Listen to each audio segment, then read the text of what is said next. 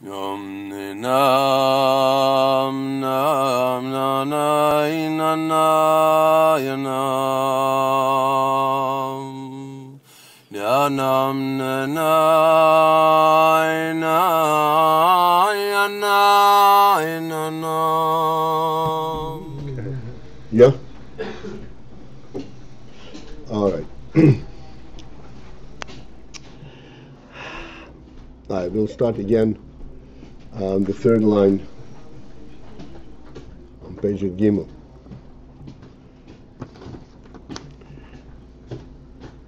Atzilus and Oyer are similar principles. We explained already, we are on these two lines several days already. The principle of Oyer, as well as principle of Atzilus, is the element that comes forth from an Atzmi automatically by virtue of the fact that it's an Atzmi, not by some kind of an activity, some kind of a focused effort. This means Oyer and this means Atzilus. And as we explained many times, that therefore only an Atzmi has Oyer, because only an Atzmi has that phenomenon that his presence automatically represents what he is.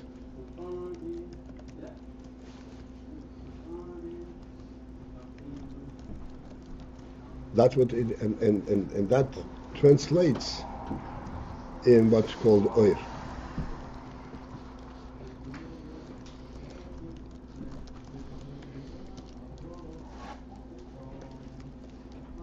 All right? And therefore, we are further going. That there is a difference in using the reference of Oyer versus the reference of Atzilus. Since both are actually making a statement that there is an automatic reality, that an automatic presentation due to the reality of the Yetzim, Oyer and Atzilus. And the difference is that Oyer is that reality as it is known within internally to himself.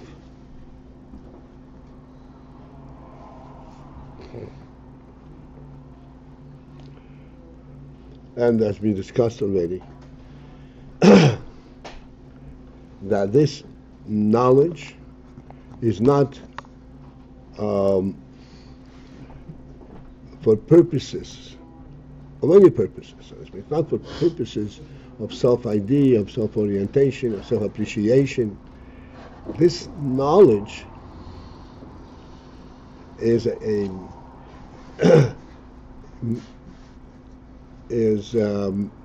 really a statement that this etzem stands for something. As we pointed out, that knowledge, what does knowledge apply to? Knowledge applies to something that has a reality element.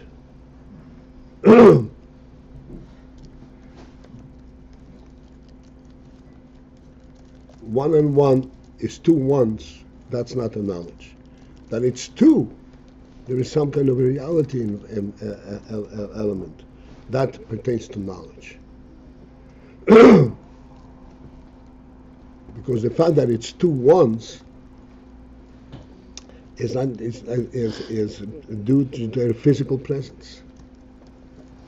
And that physical presence is inadvertent. In other words, we don't know why it's there. It doesn't stand for anything. They're just there. Two says that these two elements have a united source, and they have a certain message, a common message. That's the concept of two. That illustrates the fundamental level of knowledge. That pertains to knowledge, to seichel. Just to admit, yes, this is two once, is not, has nothing to do with knowledge.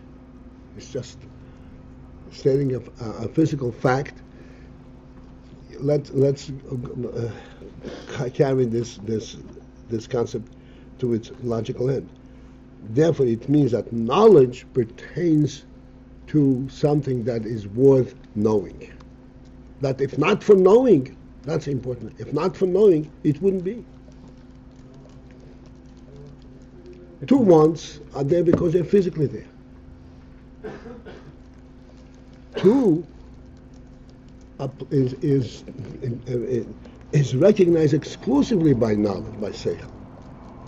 If not for seichel, they don't exist. This means knowledge. And this is the special gift of seichel that Rebbe gave the human being. That he sees things from a completely different level. How we point out in the Chumash, Rashi, and all that.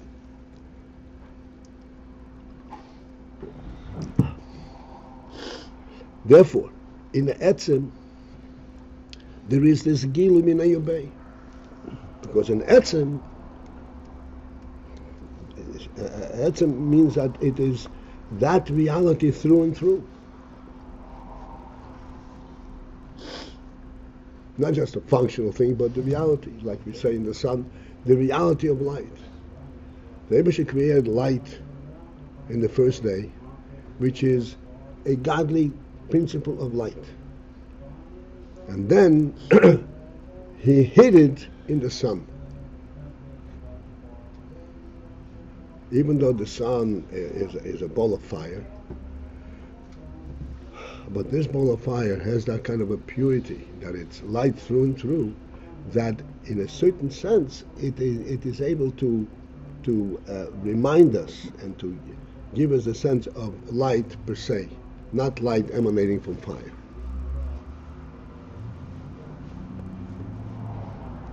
This is something which we discuss many, many times. So this is that Oyer means that this is Hagilu Minei Ubei. It goes hand in hand with the Yetz. There is not an element of emanation per se. It's just representing the Yetzim itself. I missed the connection between knowledge and this Inyan of the Yetzim Minei Ubei being the through and through truth. We're saying that Oyer is which means that he knows himself. Mm-hmm. What does that mean? He knows himself. He knows himself. Yeah. It's a significant knowledge that it's knowing his own significance. That's what knowledge is about.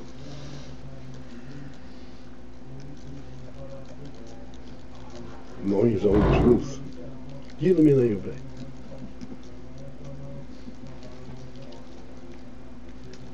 Okay?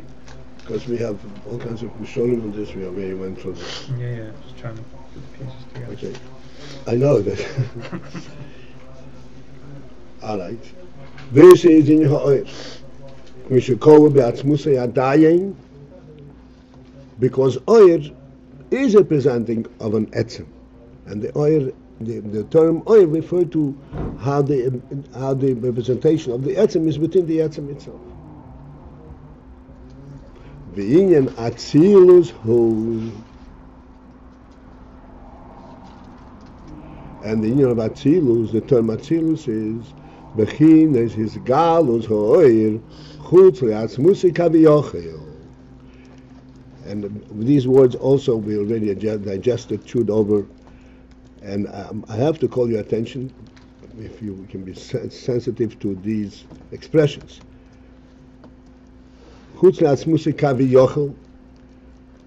Why does kaviyochel come in here? Because there is no such thing as chutz le'atzmusi. Kaviyochel means if it were possible, but it's not possible. So if it's not possible, so what does it mean chutz le'atzmusi? That's why it says bechinas is galus hoyer chutz le'atzmusi. Bechinas always means, we pointed out, that it is not the the definitive element itself. It's not a real presence. It is an idea, an aspect. Like we say, I repeat this, bechinam, one bechinam means test. When do we test for things?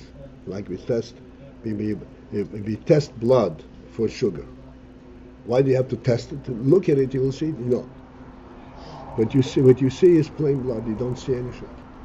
But if you put it through a test reveals that there is some kind of a content.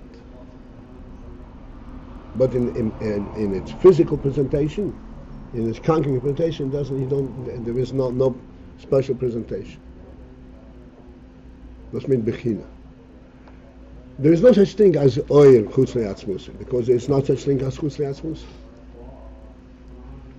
But there is the inyan that bechina is chutz le'atzmusi, that you could identify, look at the oir as if it were chutz le'atzmusi.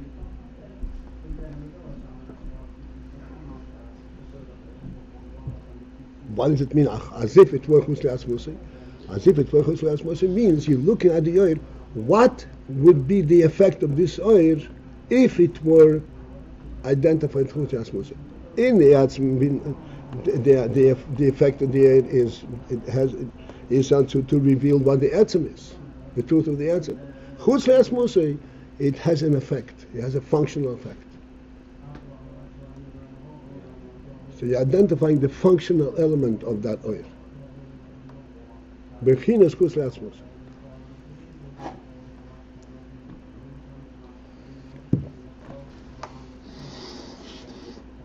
Ukmoi, as in the case, as for example, Atzilus ruche shel Moshe al haskein.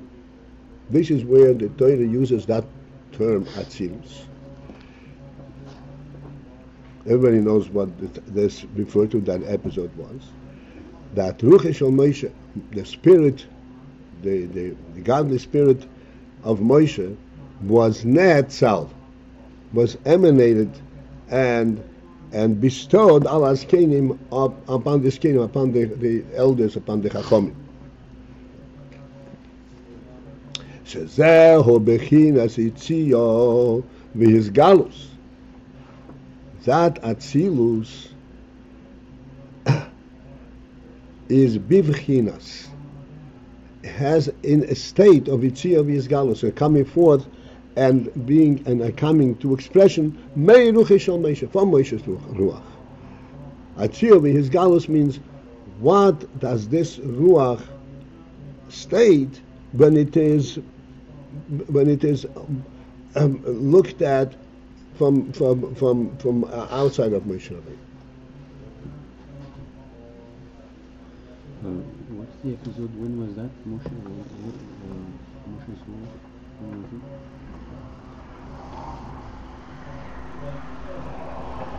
Moshe complained to the Mevash that he cannot carry the Eden alone, because essentially the Exodus explains it, that because Eden needed the Shpoah Gashmis, and Moshe could not descend on Gashmis. So Hashem said that he should gather 70 Chachomim, 70 Zkenim, 70 elders, and they should all gather together in Eil Moed, and then Hashem will descend, and he will draw from Moshe Rabbeinu's Ruach an emanation upon this kingdom, upon these elders, so that they will also have Moshe's Ruach, and therefore they will be able to participate in supporting the people.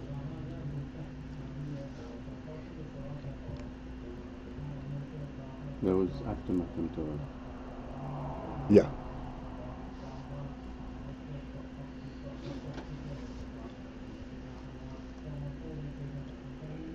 So there, in the Rosh Hashanah Torah is Atzilus, because the word Atzilus means emanation. It's true, it's emanation, but it's an emanation that I can separate from its source, which means I can identify its effect, how it affects outside. That is a union of Gilui Chutz Li'atzmus.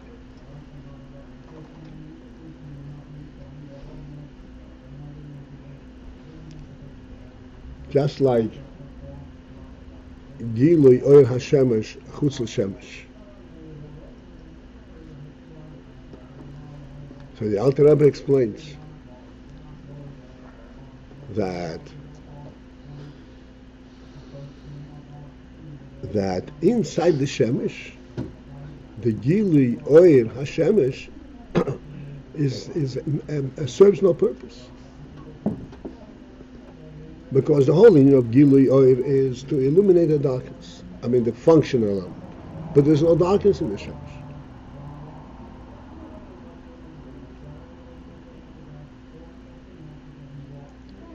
Therefore, this element of light of the Shemesh, that it can illuminate, not that it is what it essentially is, but that it can illuminate, where does that serve, where does it become identifiable? Chutz L'Shemesh, where there is darkness to be illuminated. But inside the Shemesh, there's no, that whole phenomenon doesn't exist, because there's no darkness. And therefore you cannot identify this Bechina that it can illuminate. That it has the effect of illumination. So this is because inside Moshe, this is inside the Etzem, that effect is insignificant. And therefore it doesn't exist.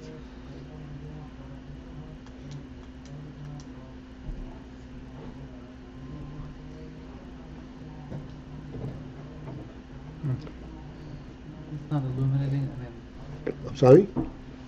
It's not illuminating in the sun. I mean, isn't it because the ore is there that's why there's light? I was saying, isn't because the ore is there and illuminating in the sun, like, isn't that why there's no darkness and why there's only light in the sun? No. The oil, the illuminating element of the oil, has a source. But Yashli Tchila. What is the source? The sun itself. The sun itself is light through and through.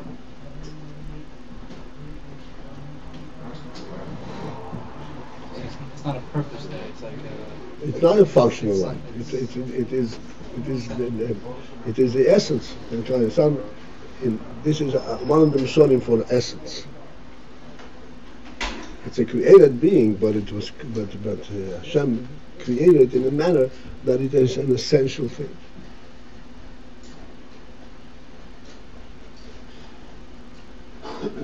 That's why we say that the sun, the way we observe it, is a camouflage for the real oil of that was created in Yom Rishon.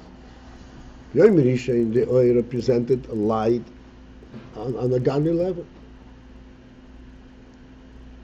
which is really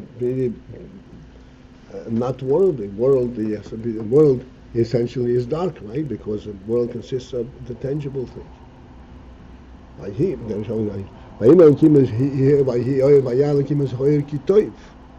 Kitoiv means because it brought a godly element into the world. and that had to be camouflaged. So that now we have oil, the same oil, but it comes to us seemingly through a worldly process. So it's not so overwhelming.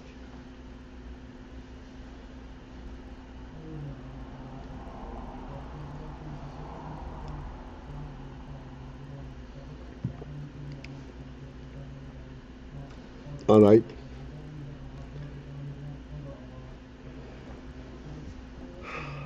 The Hainu, let's continue later. Hainu, which all of this means, the Iker Inyan Hoatzilus Hu, that the principal aspect of Atzilus is Bechinas Yisgalus Ha'oir Al Yidei HaTzimtzum. This is the Yisgalus, the emanation and the identification of the Oir that is Nizgale Al Yidei HaTzimtzum, as a result of the Tzimtzum. As a result of the Tzimtzum, there is an idea, we can recognize that this oil has a certain quality, a certain effect. But before the Tzimtzum, you couldn't tell this effect.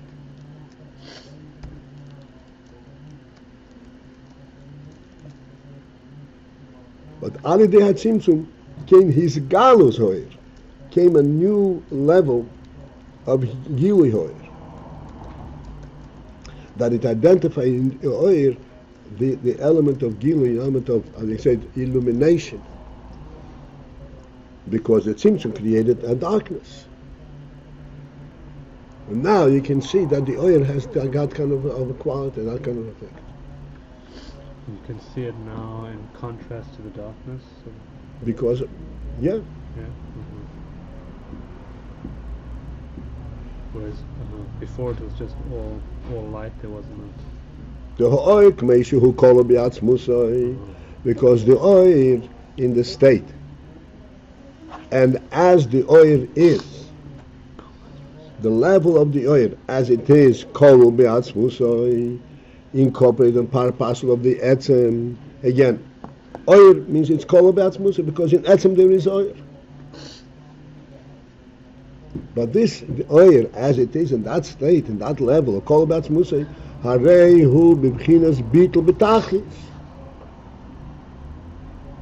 There the oil is bitl b'tachlis. There's no gili, there's no identifiability of the oil, a presence of the oil. It's bitl b'tachlis.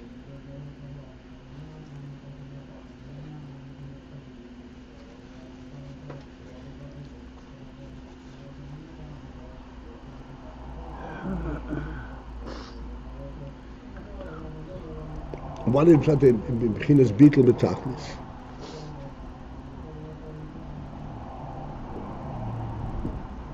Again, you say Bitl B'Tachlis, so what is present? What does it mean it's Bitl B'Tachlis?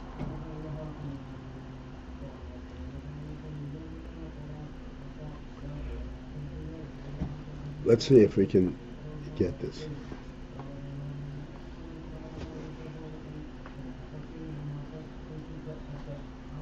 The Inyan of the oil, is to tell you that the etzem is etzem, and the etzem has oil.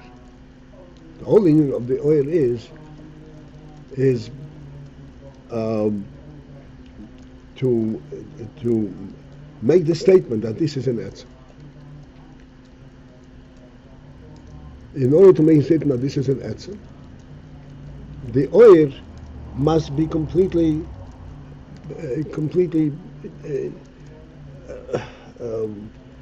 obliviated. Why? If light was shining, it wouldn't make the statement. Mm-hmm. If the significance of that oil is that it can illuminate, that's not an atzmi. Atzmi means something that has an essential value. Oh, it's like already doing something. It's already doing something. But if it's in itself, so then it's saying this is essence. The only way to represent that this is essence is on the oil is bitl b'tachlis. It has only the etzem.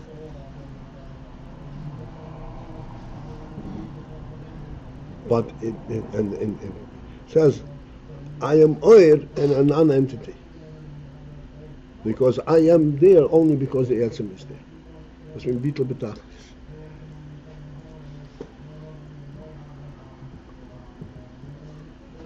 So K'meishu kol b'atzmo bittul b'tachlis, which means, again, in simple terms, it has no functionality, no identifiable functionality.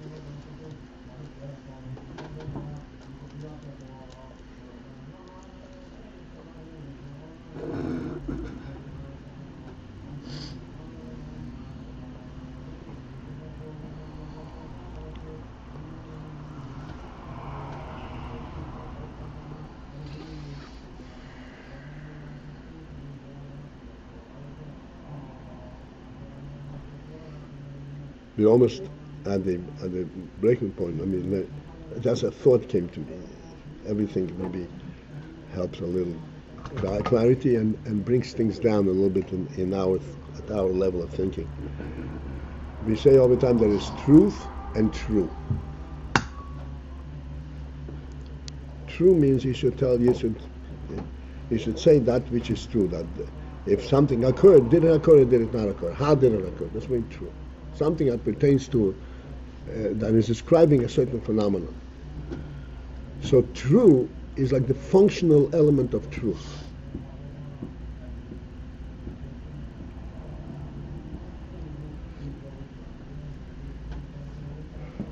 Now, in the human being, we have the entire existence, the whole stretch of the entire existence, starting from nefesh, the neshama, into rotzen and noineg, into seichel and midas and machshava dibur ma'aseh. The entire existence is represented in this little entity. So when you say true, where is the word true applicable? At the point of machshava dibur ma'aseh. Because this is where he can say the truth. He can say a true thing, and he can say a false thing.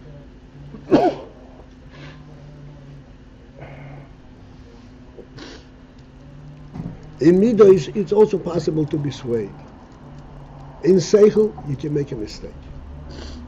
Less possibility. But rosen and oineg, it's hard to imagine a person should have oineg from something which is not true to his nefesh. There's no superimposed oineg.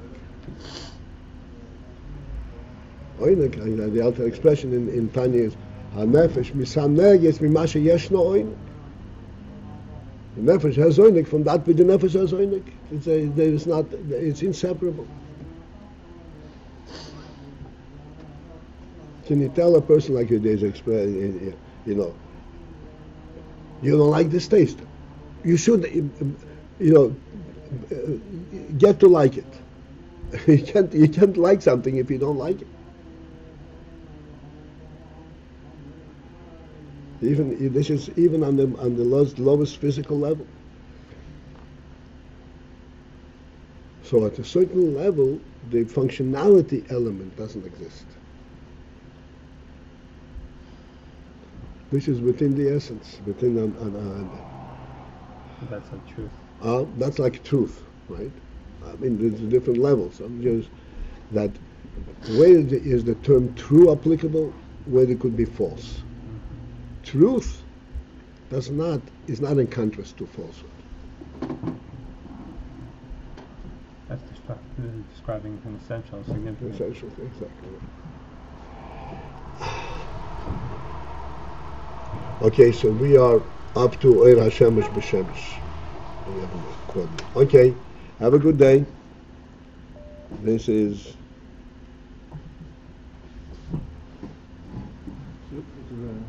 that's it for today, for this morning. Okay. Let's hope there's no Simpson till tomorrow morning.